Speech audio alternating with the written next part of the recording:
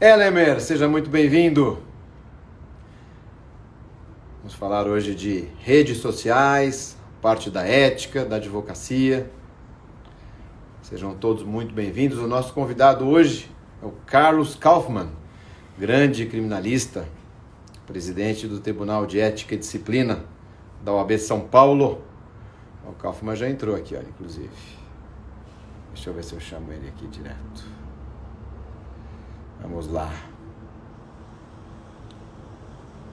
Esperar ele fazer o request.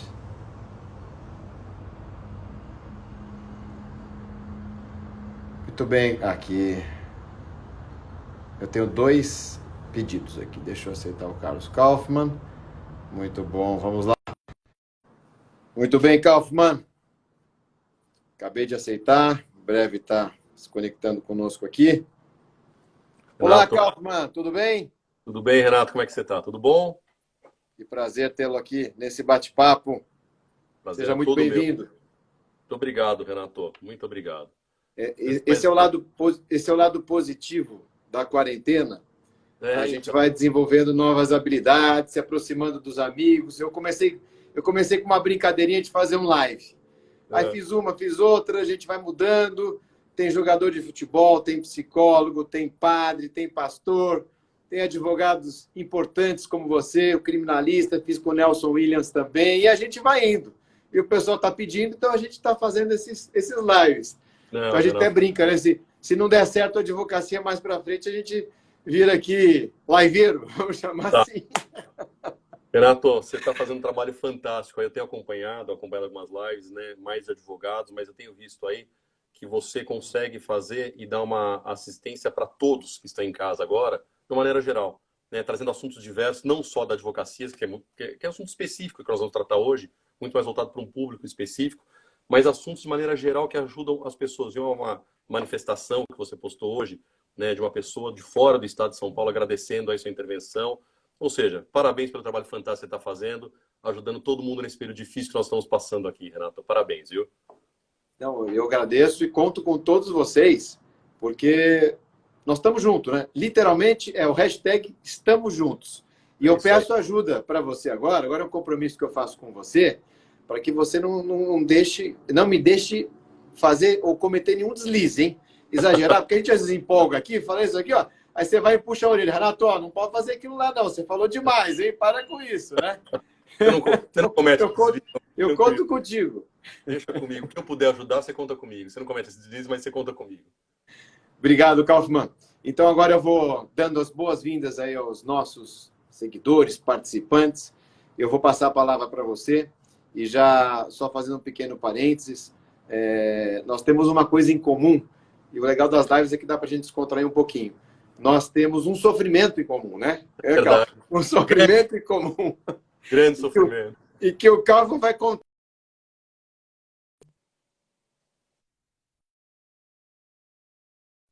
um pouquinho aqui que eu acabei recebendo aqui uma ligação, mas Uhum. voltou. Kaufmann, está contigo. Bom, primeiro sofrimento comum que você está mais acostumado, né, Renato? Você também é goleiro. Nós dois somos pais de goleiros do Pinheiros.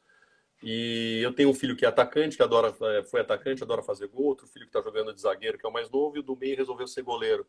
E eu nunca pensei que fosse sofrer tanto na vida assistindo o jogo. Eu já aprendi, né? Depois de vários anos acompanhando o jogo, eu e você, né, a gente acompanha, né? Cada hora revezando um atrás do gol, o outro também atrás do gol.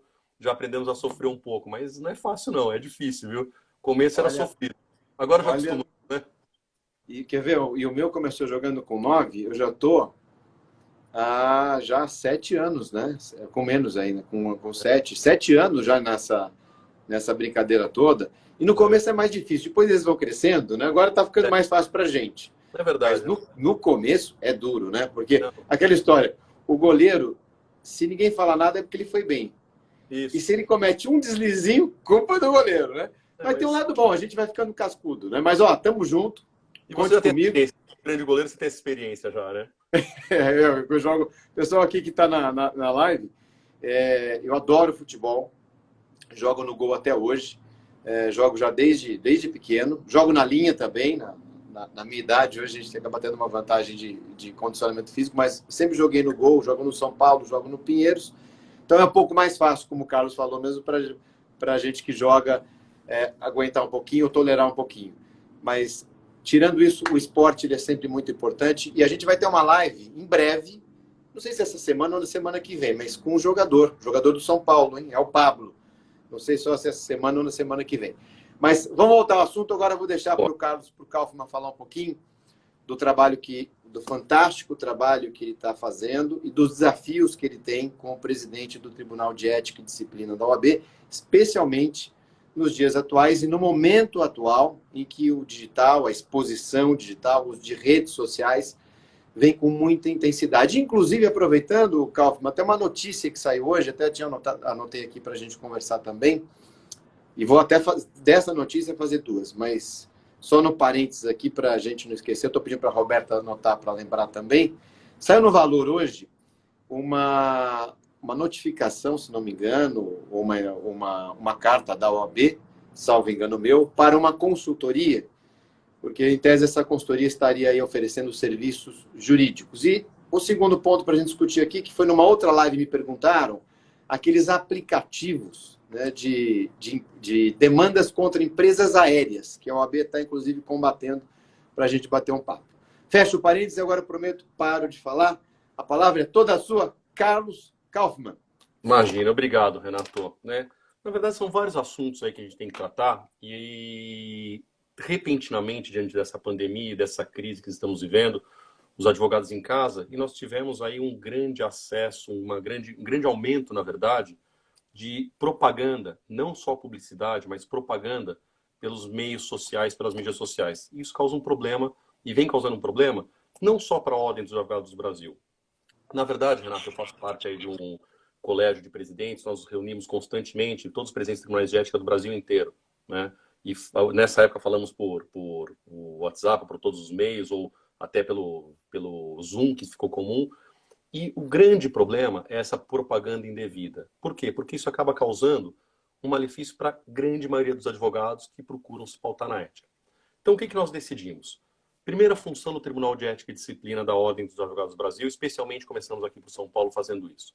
Primeira função que nós temos é de orientação.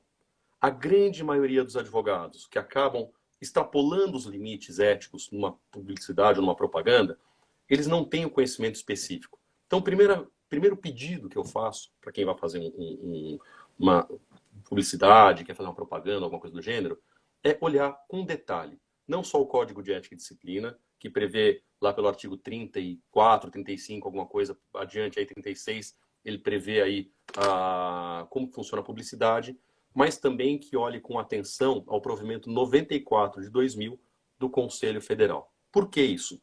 Esse provimento, lógico, ele está sendo revisto. Nós estamos mudando. Integro também lá no Conselho Federal um grupo de trabalho com Ari Raguiante, né, que, por sinal, também tem feito um trabalho exemplar aí à frente dessa questão da publicidade, à frente da OAB. E integra esse grupo de trabalho com mais 5 pessoas, onde nós estamos discutindo a reforma e atualização desse provimento 94, que ele é de 2000. Ele está um tanto quanto defasado diante da realidade. Mas alguns conceitos básicos não vão ser alterados. Nós não vamos sair daqui do Brasil, da sistemática que nós temos, para partir no que é nos Estados Unidos, que você tem outdoor, propaganda na televisão e assim por diante. Você está dirigindo o carro lá e você vê, né? Olha, se sofrer acidente, ligue para mim, né? E assim por diante. Não é né? O que nós temos que tomar cuidado aqui é que nós temos que manter os princípios básicos da publicidade e da advocacia. Quais são? A advocacia não pode, de maneira nenhuma, ser mercantilizada. As informações, a publicidade não pode jamais buscar captar indevidamente a clientela. Existe uma diferença entre captar clientela, todos nós buscamos no dia a dia captar clientes, nós vivemos disso. Não vamos ser hipócritas de achar que nós vivemos de vento, né? Isso é uma profissão. Ninguém está aqui por altruísmo só, né? Gostamos da nossa profissão, buscamos fazer isso, mas vivemos disso. Precisamos de honorários. E digo mais, uma defesa que nós fazemos são honorários cada vez mais dignos que são merecidos pela advocacia. Isso é uma questão. Agora, não é por isso que eu vou sair fazendo uma captação desmedida e indevida de clientela. Porque a partir do momento que eu faço isso, nós estamos perdendo o que se busca sempre a cada dia, que é a nobreza da profissão, buscando melhorar a cada dia a profissão. Então nós temos que ter o princípio básico. E se eu estiver falando muito, Renato, se você quiser me cortar, por favor, corte aí. Você comanda, tá? Isso aqui é um bate-papo, né? Você comanda. Mas aqui nós temos que ter o principal. Toda publicidade, existe uma diferença entre publicidade e propaganda. Propaganda, eu busco atingir um público específico e angariar aquele público para mim. Não é o caso. A publicidade é uma demonstração daquilo que eu faço. É me tornar público o que eu faço, o exercício da minha profissão. Isso é legítimo. Quando eu faço essa publicidade, respeitando que eu não posso mercantilizar a profissão, eu não posso captar indevidamente clientes, eu já estou começando a respeitar os princípios básicos. E por isso que a publicidade da advocacia, ela tem um caráter meramente informativo.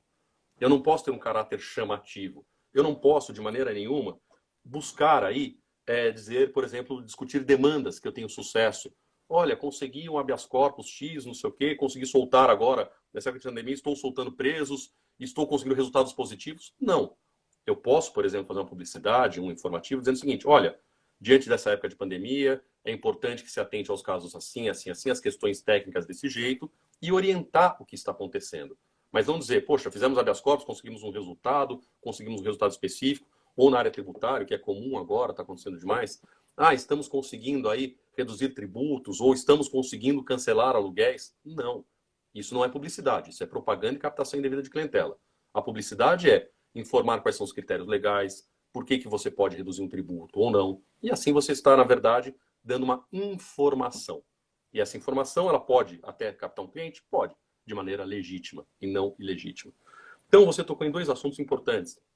Né? Algumas empresas aí que acabam divulgando ou insuflando aí o ingresso de ações. Tá? Então, é o caso das companhias aéreas, ainda mais neste momento, voo cancelado, voo não sei o quê, e por aí vai, entre com ações.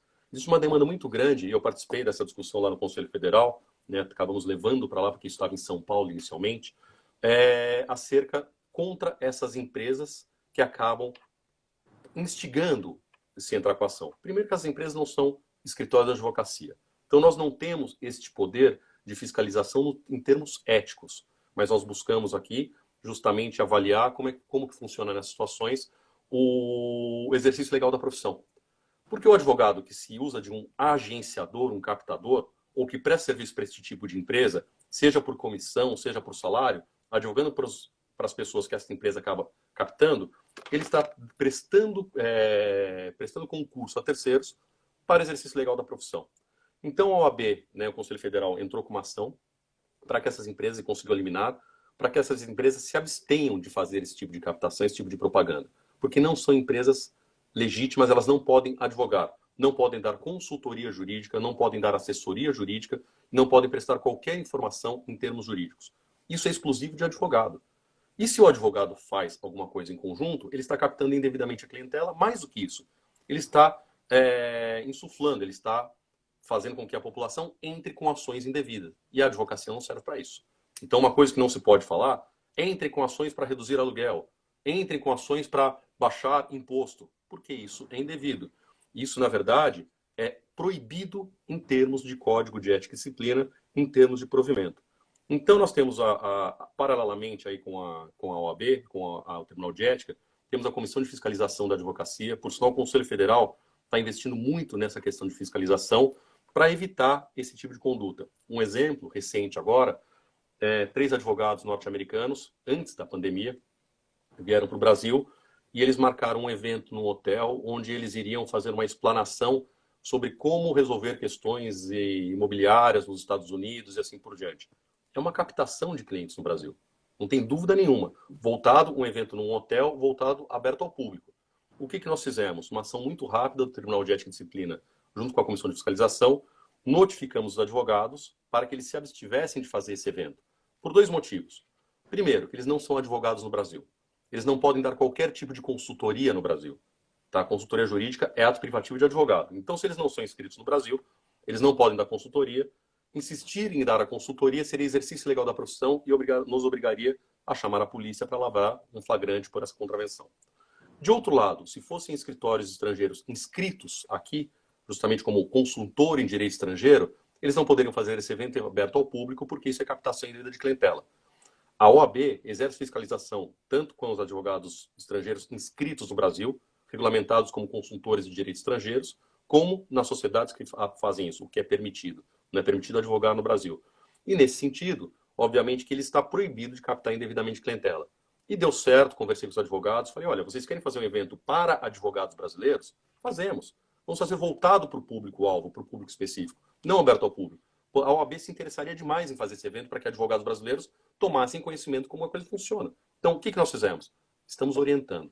Então, o que nós estamos fazendo é, nesse momento, procurar orientar todas as pessoas que acabam fazendo e extrapolando os limites.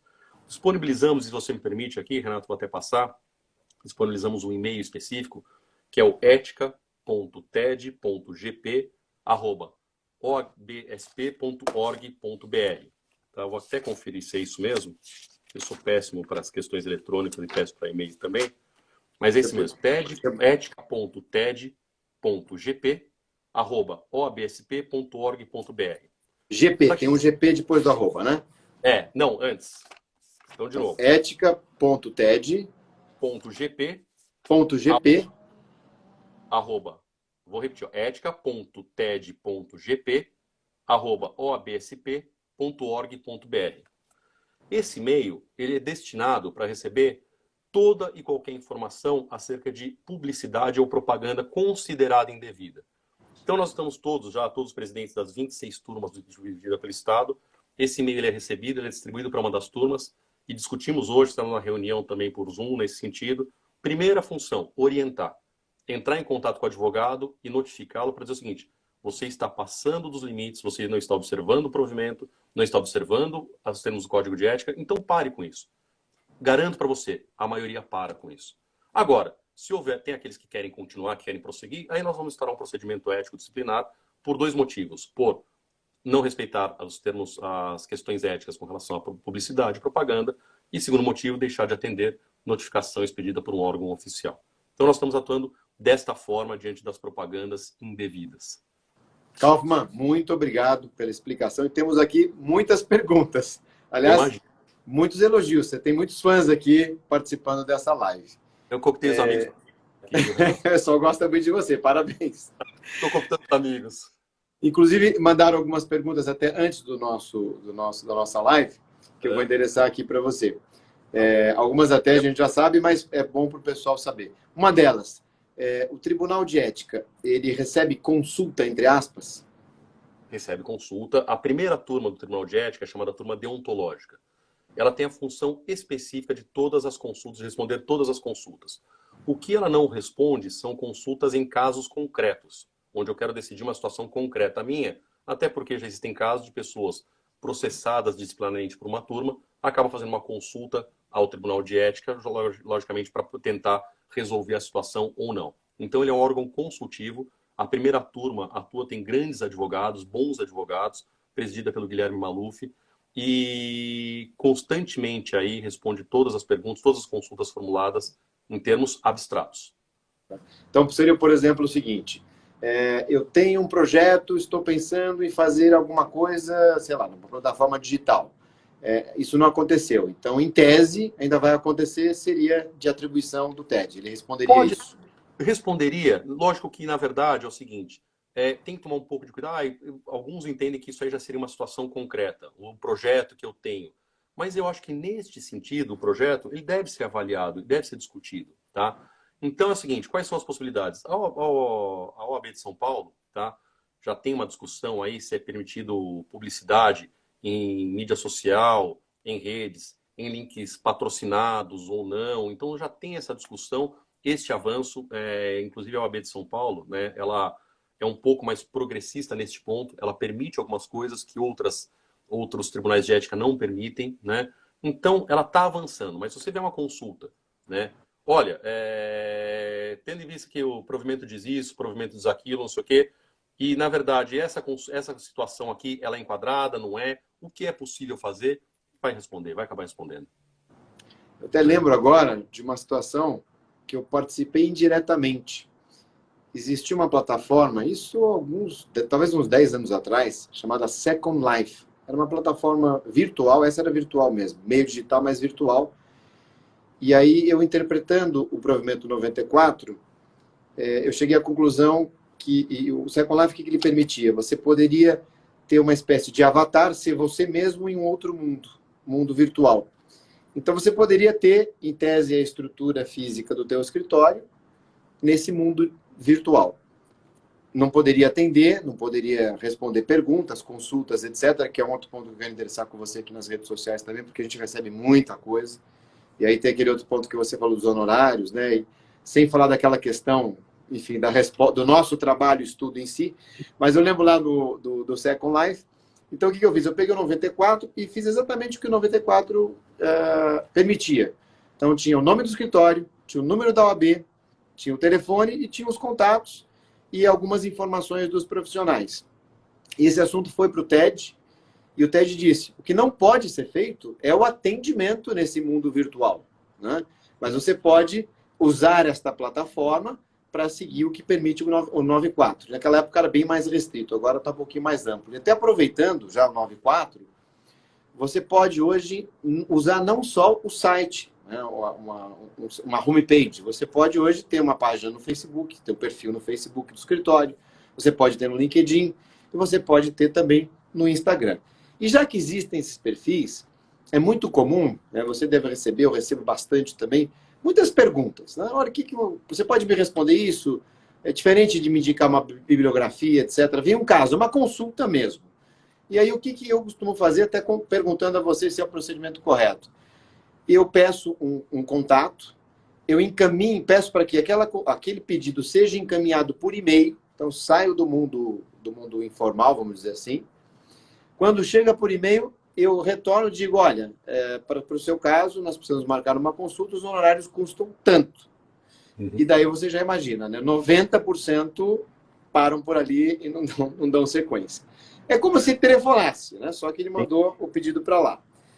E aí tem até um outro assunto para a gente falar numa outra época, né? Num outro momento, já fica o convite para uma nova live, falar do pro bono. Mas olha só, se citou numa questão do link patrocinado, que tem aqui, ó, tem até uma pergunta aqui que fizeram antes. Se o advogado pode fazer uso do link patrocinado, por exemplo, como o Google AdWords. Primeiro eu preciso entender o que é o Google AdWords, mas tudo bem. É o link patrocinado. Vamos deixar no link patrocinado. Você me conhece, Renato, você sabe como é que eu sou com tecnologia. Seguinte, por exemplo, a discussão existe. Você colocar no seu site, o que você coloca no seu site? Você coloca as informações do escritório, você coloca o seu telefone, você coloca o seu e-mail, você coloca todas as formas da pessoa te acessar. Isso está no seu site parado numa página.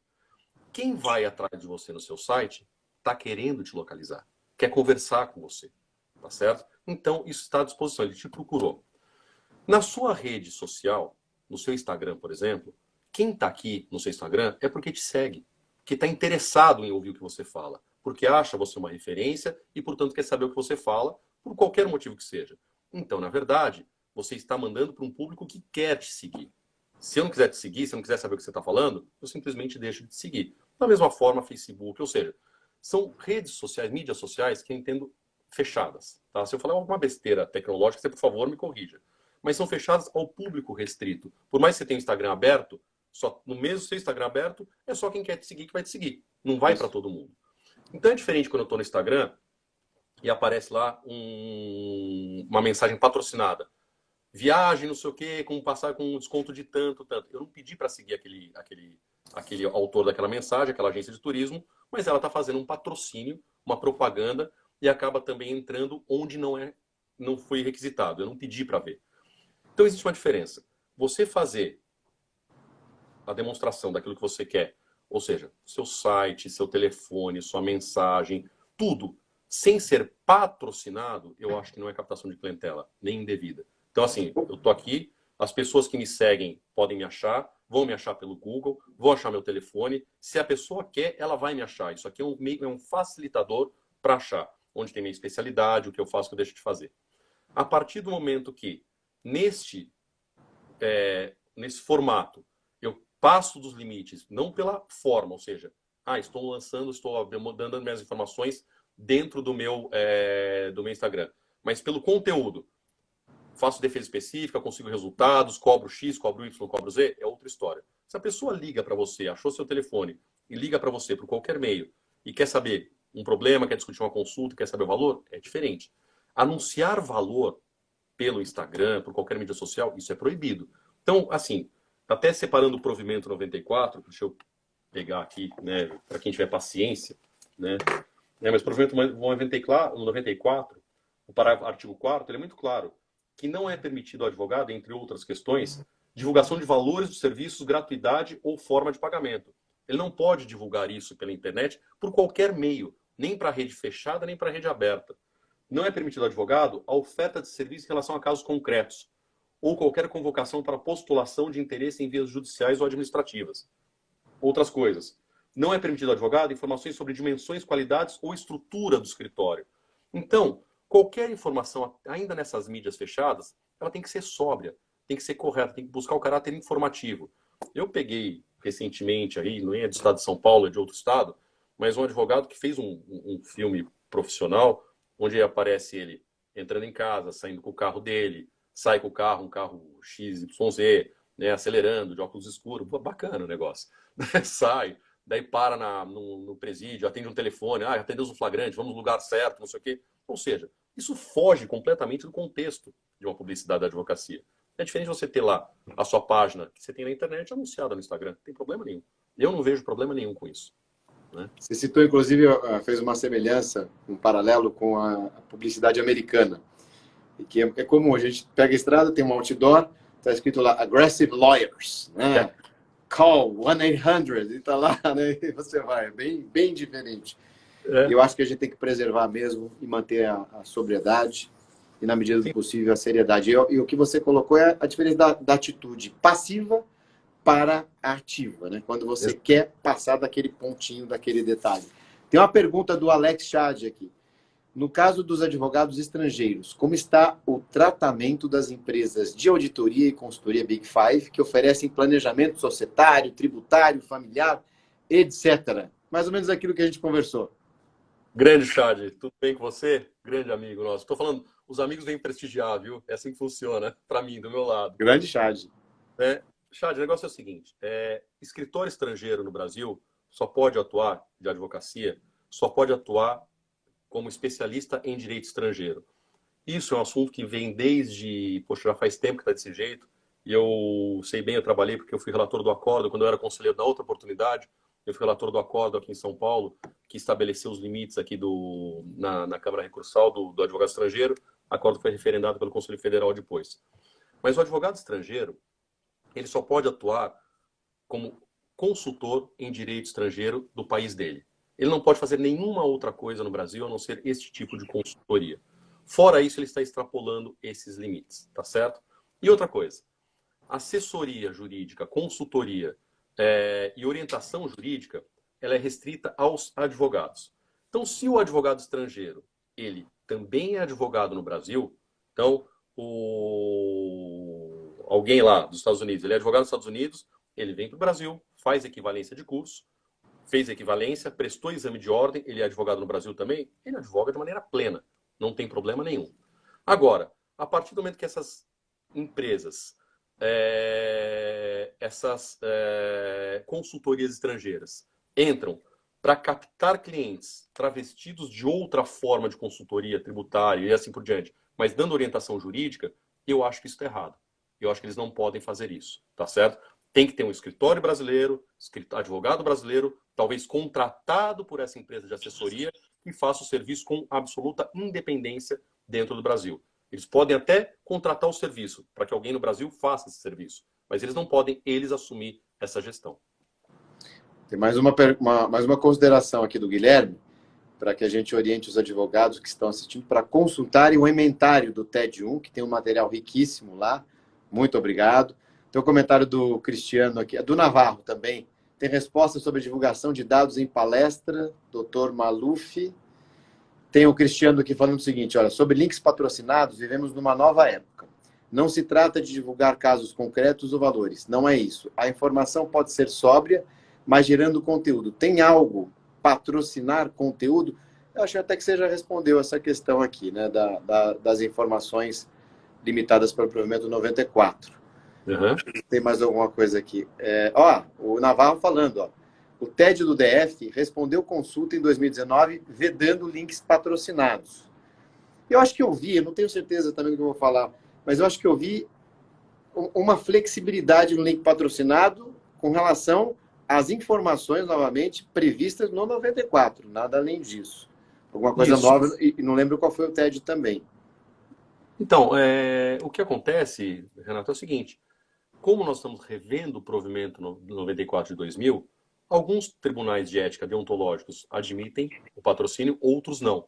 Está sacramentado isso? Não, eu entendo que assim, isso tem que ser aliado junto com o conteúdo que é divulgado.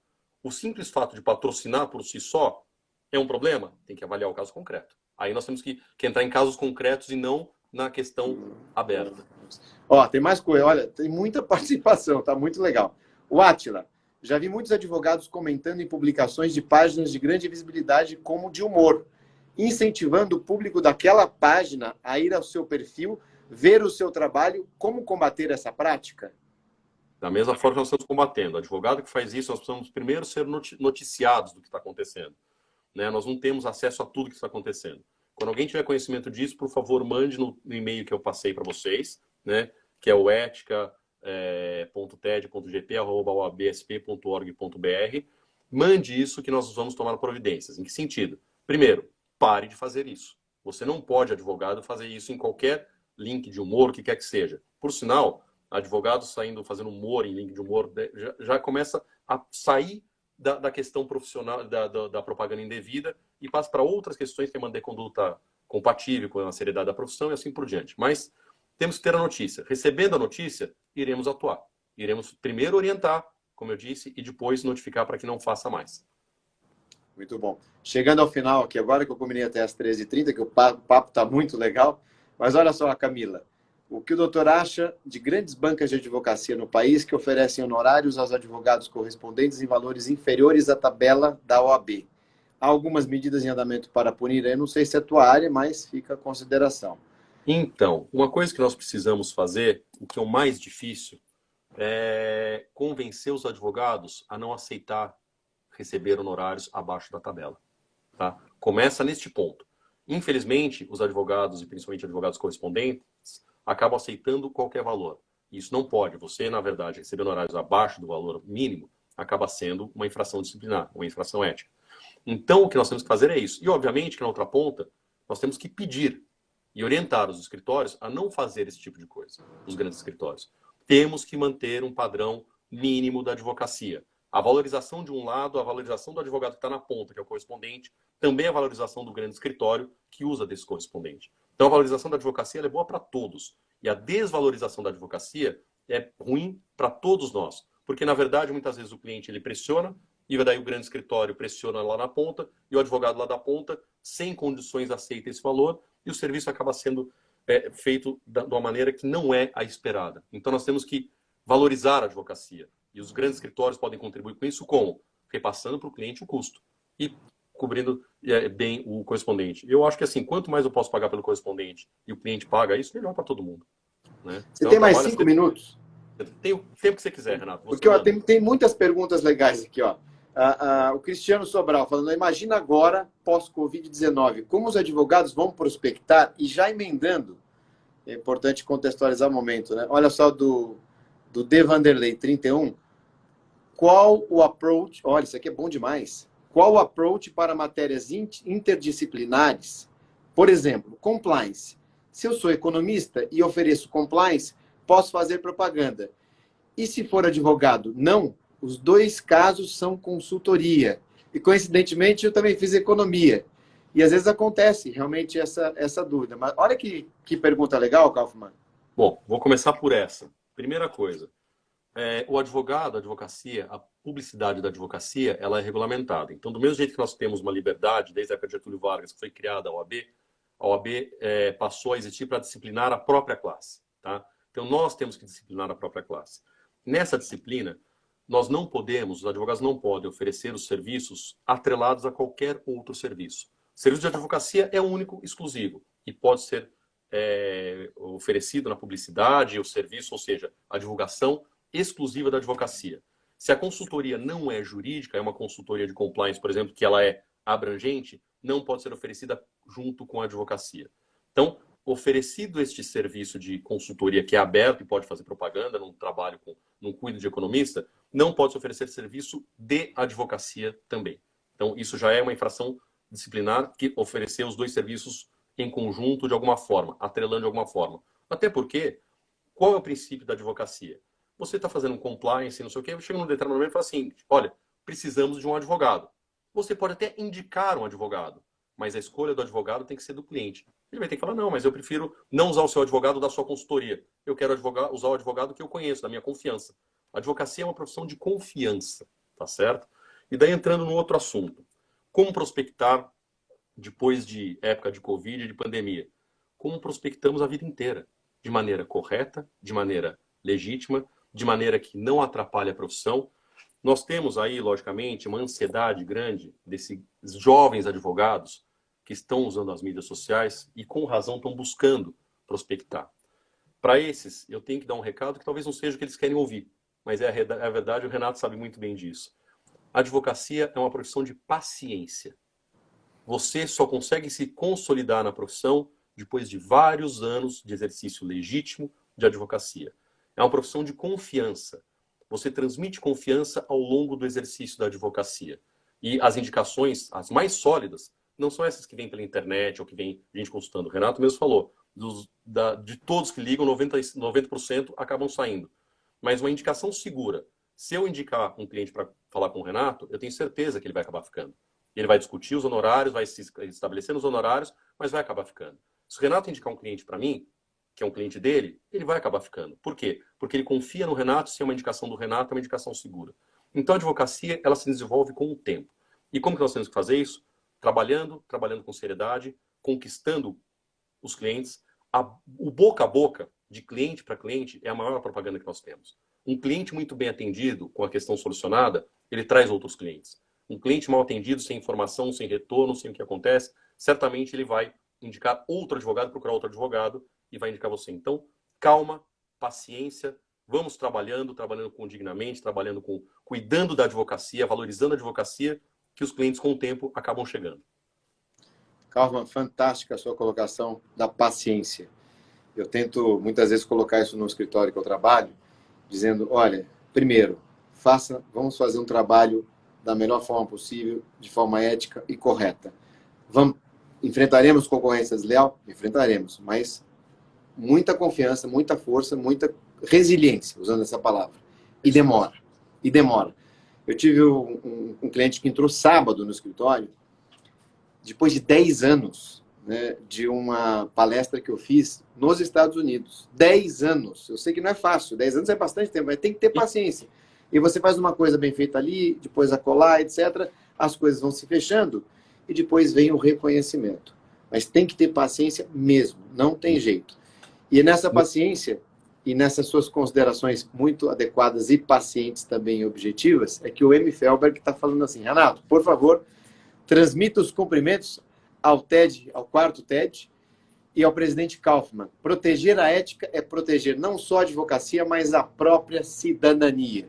E assim, eu aproveito, faço os meus agradecimentos também. Mais uma vez, foi uma honra estar aqui contigo, você explicando aqui de forma muito didática e também objetiva, junto conosco, debatendo esse assunto. E, conforme eu já te fiz o convite, teremos outros, o Pro Bono e até uma evolução dessa discussão na evolução do Provimento 94. Você já fica convidado, aliás, é um convidado já intimado para participar da próxima, tá bom, Kaufmann? Muito obrigado de coração. Tenha uma ótima semana. Fiquem com Deus. Falamos. Eu que agradeço, Renato, mais uma vez, obrigado pela oportunidade. Esse seu trabalho que você tem desenvolvido é muito importante. Eu acho que o Brasil mudou, o mundo mudou com essa pandemia.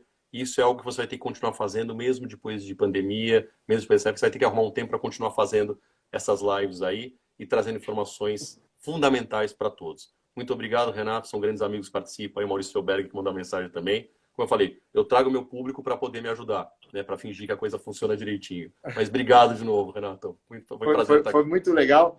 E nos encontramos em breve, se Deus quiser, nos campos novamente, atrás dos gols com os nossos filhos. Exatamente. Estaremos lá. Obrigado, Renato. Grande Abraço para a abraço. família toda, muito Pra queridos. você Tchau, também. tchau. Tchau.